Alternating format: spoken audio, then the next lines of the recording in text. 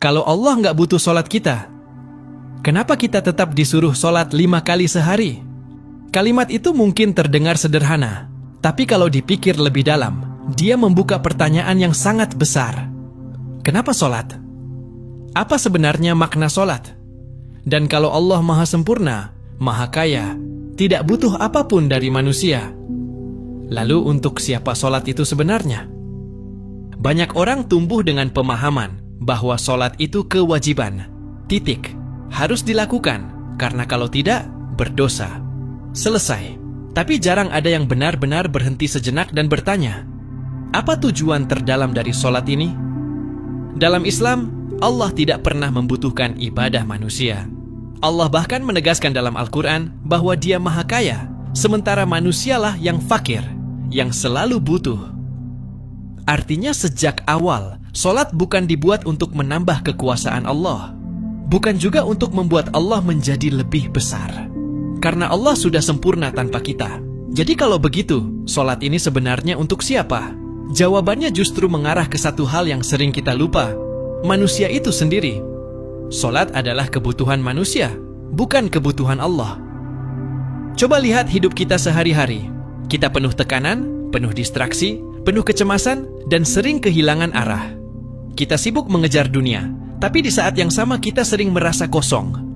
Dan di titik itu, sholat hadir sebagai pos yang Allah sisipkan dalam hidup manusia.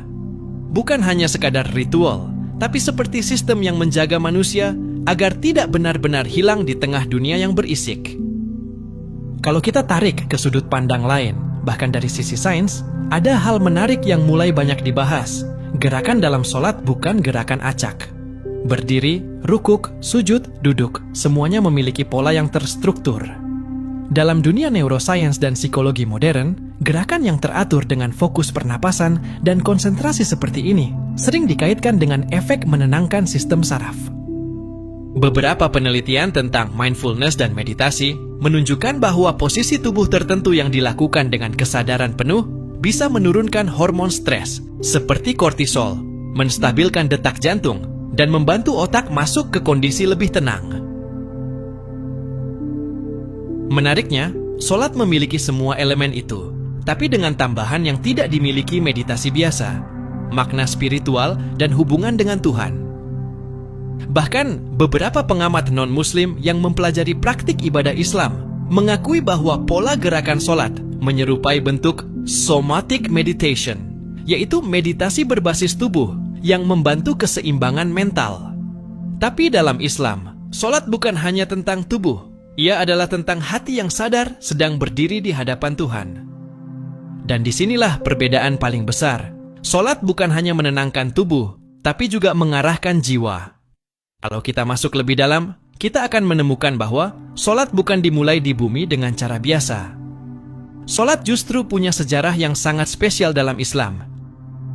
Perintah sholat datang dalam peristiwa Isra Mi'raj. Ketika Rasulullah Muhammad SAW dibawa naik melewati langit, melewati lapisan-lapisan alam yang tidak bisa dijangkau manusia, hingga sampai pada titik tertinggi yang disebut Sidratul Muntaha. Di sanalah Allah memerintahkan sholat. Ini penting, karena tidak ada ibadah lain dalam Islam yang perintahnya langsung diterima Rasulullah di atas langit, tanpa perantara di bumi. Awalnya, perintah itu adalah 50 waktu sholat dalam sehari. Namun dalam perjalanan kembali, terjadi proses yang sangat menarik. Rasulullah beberapa kali meminta keringanan setelah bertemu Nabi Musa yang menyarankan agar kembali memohon pengurangan, karena umat manusia tidak akan mampu. Hingga akhirnya Allah menetapkan 5 waktu sholat dalam sehari, tetapi dengan pahala 50. Dari sini kita bisa melihat sesuatu yang sangat dalam. Sholat bukan beban. Sholat adalah bentuk rahmat yang disesuaikan dengan kemampuan manusia. Kalau Allah benar-benar tidak peduli, perintah itu tidak akan diturunkan dengan proses yang sedetail itu.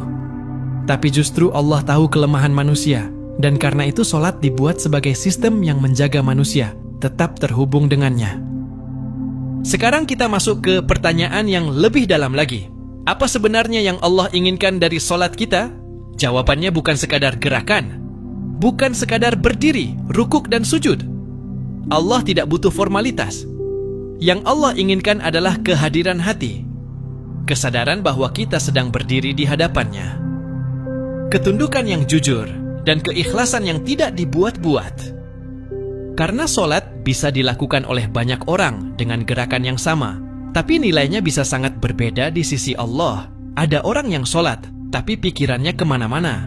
Ada orang yang sholat, tapi hatinya tidak hadir.